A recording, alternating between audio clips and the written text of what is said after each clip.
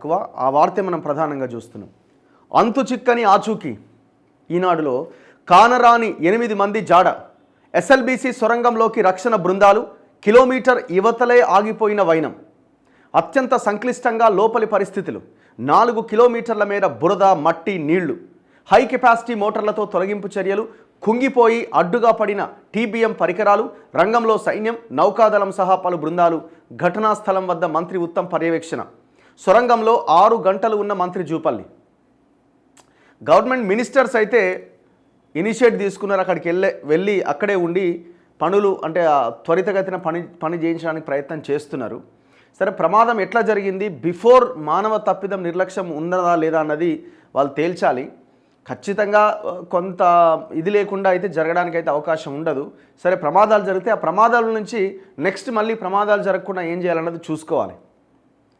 2017లో ఇదే కాళేశ్వరం టన్నెల్ పనుల్లో సిరిసిల్ల దగ్గర 10th or 10th ప్యాకేజ్ అనుకుంటా 7 కార్మికులు చనిపోయారు ఆనాడు. వరుసగా 3 రోజులు ప్రమాదాలు జరిగినాయి. సో అట్లా నిర్లక్ష్యం కారణంగా వరుసగా ప్రమాదాలు జరగకుండా చూసుకోవాల్సిన బాధ్యత ప్రభుత్వం మీద ఉంటుంది.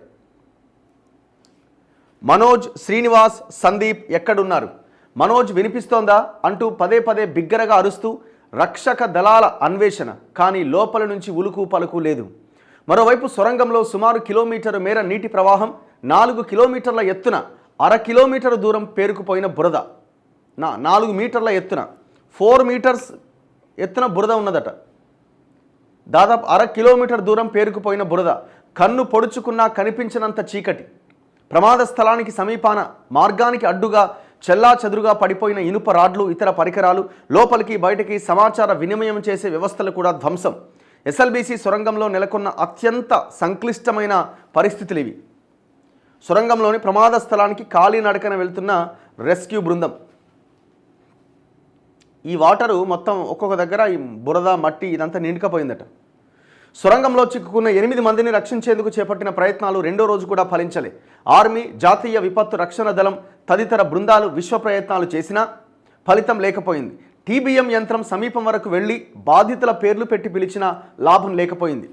మొత్తం బురదమయంగా ఉండడం, టీబీఎం యంత్రం పైభాగం కుంగిపోవడం, దాంతోపాటుగా ఇతర పరికరాలు అడ్డంగా పడి ఉండడంతో ముందుకు వెళ్లలేని పరిస్థితి తలెత్తినట్టు సంబంధిత వర్గాలు తెలిపాయి. నాగర్ కర్నూలు జిల్లా అమ్రాబాద్ మండలంలోని శ్రీశైలం ఎడమగట్టు కాలువ ఎస్ఎల్బీసీ సొరంగంలో శనివారం పైకప్పు కూలిపోవడంతో లోపల 8 మంది చిక్కుకుపోయారు. వారిని రక్షించేందుకు భారత సైన్యం, నౌకాదళం సహా వివిధ రక్షక బృందాలు ముమ్మరంగా సహాయక చర్యలు నిమగ్నమయ్యాయి. ఆదివారం వేకువజాము నుంచే సైన్యం, ఎన్డీఆర్ఎఫ్ తదితర సిబ్బంది టార్చ్ లైట్ల వెలుతురులో బృందాలుగా లోనికి వెళుతూ రక్షణ చర్యలు ప్రారంభించారు. డ్రోన్లు, స్కానర్లు ఉపయోగించి సొరంగం లోపల పరిస్థితిని అంచనా వేసుకుంటూ ముందుకు వెళ్లాయి. ముఖ్యమంత్రి రేవంత్ రెడ్డి ఎప్పటికప్పుడు పరిస్థితిని సమీక్షిస్తున్నారు. సహాయక చర్యలను దగ్గరుండి పర్యవేక్షిస్తున్న మంత్రులు, ఉన్నతాధికారులతో ముఖ్యమంత్రి ఆదివారం పలుమార్లు మాట్లాడారు. కార్మికులను రక్షించేందుకు అన్ని విధాలుగా ప్రయత్నాలు కొనసాగించాలని అధికారులను అప్రమత్తం చేశారు. 2వ రోజు నిర్విరామంగా కొనసాగిన సహాయక చర్యలను మంత్రి ఉత్తమ్, జూపల్లి అక్కడే ఉండి పర్యవేక్షించారు. గంటకు పెరుగుతున్న ఉత్కంఠ. శ్రీశైలం జలాశయం వైపుగా 14వ కిలోమీటర్ వద్ద సొరంగంలో చోటు చేసుకున్న ప్రమాదం నుంచి ఆ బాధితులను కాపాడడం అత్యంత క్లిష్టంగా మారింది. సంఘటన చోటు చేసుకుని ఆదివారం రాత్రికి 40 గంటలకు పైగా గడిచిపోయింది. అయినప్పటికీ ఎటువంటి సానుకూల పరిణామాలు కనిపించలే.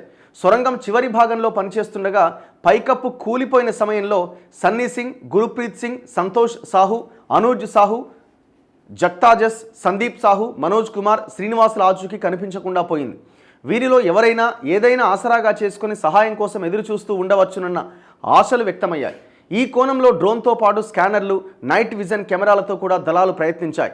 టన్నెల్ బోరింగ్ యంత్రం టీబీఎం దాని వద్దకు దాదాపుగా చేరుకున్న కొందరు రక్షణ సభ్యులు బురదలోకి దిగే ప్రయత్నం కూడా చేశారు. కానీ కటిక చీకటితో పాటు బురదలో కూరుకుపోయే పరిస్థితి ఉండడంతో వెనక్కొచ్చేశారు. దూరం నుంచి బిగ్గరగా కేకలు వేస్తూ బాధితుల నుంచి స్పందన వస్తుందేమో అని చాలాసేపు ప్రయత్నం చేశారు. అటువైపు నుంచి స్పందన లేకపోవడంతో వారి పరిస్థితి ఎలా ఉందన్నది తెలియరాలే. టీబీఎం పనిచేసే సమయంలో వచ్చే మట్టి రాళ్లను భూ ఉపరితలంపైకి తరలించే కన్వేయర్ బెల్ట్ ఇప్పుడు సహాయక చర్యల సందర్భంగా ఎంతో ఉపయోగకరంగా మారింది. లోకో రైలు సహాయంతో సొరంగంలోకి రాకపోకలు సాగిస్తున్నారట. సో ఇది మరి ఏమైందన్నది చూడాలి. మంత్రుల సమీక్షలు. సొరంగంలోకి ఎలా వెళ్లాలి అనే వ్యూహాన్ని రచించేందుకు మంత్రులు ఉత్తమ్ జూపల్లి, సైన్యం, ఎన్డీఆర్ఎఫ్, ఎస్డీఆర్ఎఫ్ దళాల అధిపతులు, నిర్మాణ సంస్థలైన జయప్రకాష్, రాబిన్సన్ ప్రతినిధులతో పలుమార్లు సమీక్షలు నిర్వహించారు. భూ ఉపరితలంపై నుంచి రంధ్రాలేసి లోపలికి వెళ్లడంపైన సాధ్యాసాధ్యాలు పరిశీలించారు. సో ఇట్లా రకరకాల ప్రయత్నాలు చేస్తున్నారు. వాటికి సంబంధించిన దృశ్యాలు లోకో ట్రైన్ పైన టన్నెల్లోకి వెళ్లేందుకు సిద్ధమవుతున్న విపత్తు దళాలు, సహాయక చర్యలు నిమగ్నమైన ఎన్డీఆర్ఎఫ్ తదితర బృందాలు, సైన్యం, భారత సైన్యం కూడా ఇందులో పనిచేస్తూ ఉన్నది వాళ్ళని బయటికి తీసుకురావడానికి. ఎస్ఎల్బీసీ సొరంగం ఊహా చిత్రం. ప్రమాదం ఎట్లా జరిగింది? ప్రమాదం జరిగిన ప్రదేశం ఇది. వాళ్ళు పనిచేస్తుండగా ఒక్కసారిగా పైన ఉన్న కప్పు కూలిపోయింది. ఇది ఎంట్రీ. మొదటి సొరంగంలో తవ్వకం పూర్తి కావాల్సిన భాగం. సో ఇదంతా ఇది ఇంకా కంప్లీట్ కాలే, అవుట్లెట్ ఇది. ఈ మధ్యలో ఉన్న ఈ భాగం ఆ లోపల ఇంకా తవ్వుకుంటూ వెళ్తున్నారనమాట. వెళ్తున్న క్రమంలో పైకప్పు కూలింది. సో పైకప్పు కూలి ఇక్కడ ఉన్న కార్మికులు అందులో 8 మంది చిక్కుకుపోయారు. కొంతమంది బయటికి రాగలిగినారు. ఇక ఆ రాని 8 మంది అందులోనే ఉండిపోయారు. సో వాళ్ళొక ఊహా చిత్రం వేశారు.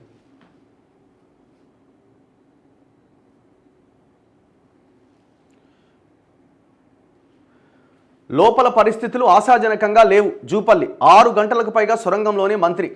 సొరంగంలో ప్రమాద తీవ్రత భయంకరంగా ఉందని రాష్ట్ర పర్యాటక మంత్రి జూపల్లి కృష్ణారావు అన్నారు. సొరంగం లోపలి పరిస్థితులను పరిశీలించేందుకు మధ్యాహ్నం 1 గంటకు మంత్రి విపత్తు బృందాల సభ్యులు నల్గొండ సీఈ అజయ్ కుమార్తో కలిసి లోకో రైల్లో లోనికి వెళ్లారు. 6 గంటలకు పైగా సొరంగంలోనే ఉన్న ఆయన రాత్రి సుమారు 7 గంటలకు తిరిగి బయటకు వచ్చారు. చెమటలు, బురదతో వెలుపలికి వచ్చిన ఆయన లోపల చాలా క్లిష్ట పరిస్థితులు ఉన్నాయి, ఆశాజనకంగా లేదు అంటూ ఆందోళన వ్యక్తం చేశారు. లోపల నీటి ప్రవాహం ఉన్నది, యంత్రాలు కూడా కొట్టుకుపోయినాయి, డీవాటరింగ్ జరుగుతోంది, మట్టి కూడా ఎక్కువగా ఉన్నది, కాలు పెడితే లోపలికి కూరుకుపోతోంది. అతి కష్టం మీద నడుచుకుంటూ వెళ్ళాం. లోపల చిక్కుకున్న వారి పరిస్థితి తెలియడానికి మరింత సమయం పట్టొచ్చు. సోమవారం ఉదయానికి ఒక అంచనా రావచ్చు. వారిని రక్షించడానికి అన్ని రకాల ప్రయత్నాలు చేస్తున్నాం. కానీ కష్టమే సిచ్యువేషన్. అయితే అందరు రెస్పాండ్ అవుతున్నారు. దీని మీద రాహుల్ గాంధీ రెస్పాండ్ అయ్యిండు, కార్మికులను రక్షించాలి అని. గవర్నర్ బాధితులను సురక్షితంగా తీసుకురావాలి. సిపిఐ పార్టీ నిపుణుల కమిటీ వేసి విచారణ జరగాలి. ఇది జరగాల్సింది. అసలు ఎందుకు జరిగింది, అది ఎట్లా కూలింది, మానవ తప్పిదమైనా ఉందా, నిర్లక్ష్యమైన ఉందా అన్నది జరగాల్సిన అవసరం ఉంది. కానీ వీళ్ళు ఇమ్మీడియట్గా రియాక్ట్ అవ్వడం అన్నది మంచి పరిణామంగా మనం చెప్పొచ్చు. ఎక్కడా కూడా లేట్ చేయకుండా ఉత్తమ్ కుమార్ రెడ్డి అండ్ జూపల్లి కృష్ణారావు అక్కడే ఉండి పరిస్థితిని సమీక్షించడం అన్నది ఒక పాజిటివ్ దాని కింద మనం చూడవచ్చు. వీళ్ళు చేయాల్సింది భవిష్యత్తులో ఇలాంటి ప్రమాదాలు జరగకుండా చూడాలి. ఇగో ఈ టన్నెల్ గోడల నుంచి బయటకు వస్తున్న నీళ్ళట. సొరంగంలో చేరిన నీరు మోటార్లతో తోడివేత.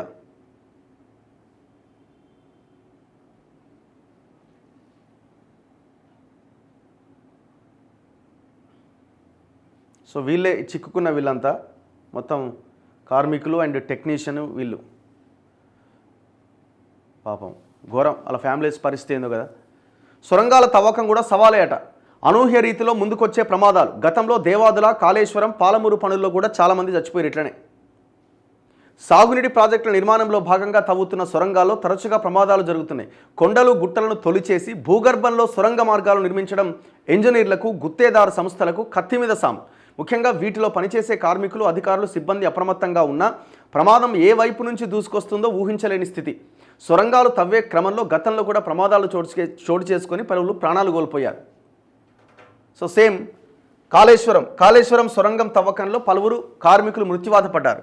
2017లో రాజన్న సిరిసిల్ల జిల్లాలో చేపట్టిన 10వ ప్యాకేజీలో భాగంగా సొరంగం ఎయిర్ బ్లాస్టింగ్ చేస్తుండగా భారీ బండరాయి మీద పడి ఏకంగా 7 కార్మికులు చనిపోయారు.